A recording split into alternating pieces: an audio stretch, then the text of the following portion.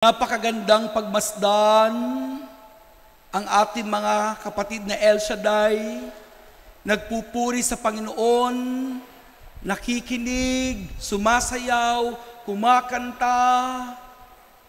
Nagsimula pa kanginang tanghali hanggang mamayang alas 12. Pero nakita natin yung energy, pantay-pantay at mas pataas pa din. Salamat kay Yahweh El Shaddai. Palagpakan natin ang Panginoon.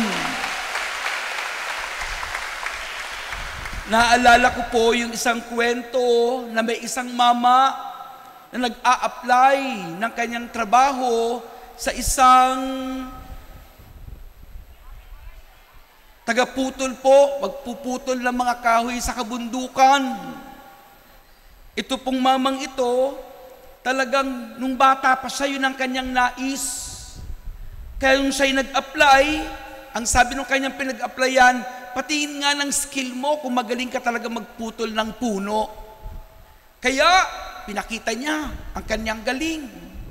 At humanga naman nung kanyang ina-applyan. Kaya ang sabi, sige, sa Lunes, pasok ka na.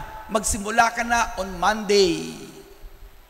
Tapos po, trabaho siya ng Monday, Tuesday, Wednesday.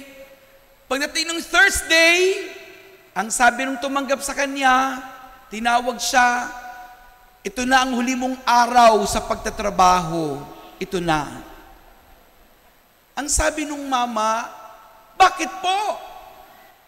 Ang sipag-sipag ko po, ako pinakaunang pumupunta. Ako pinaka-late na umuwi.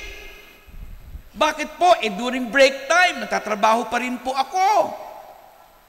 At ang kwento naman po ng kanyang boss, tignan ko yung record mo. Nung una, ikaw ang number 1 dun sa chart. Pero pagdating ng ilang araw, pababa ng pababa, ngayon ikaw nang panghuli sa chart. Ang sabi niya, bakit po nagkaganon? Ang sabi ng kanyang boss, ikaw ang gusto kong tanungin. Bakit nga ba?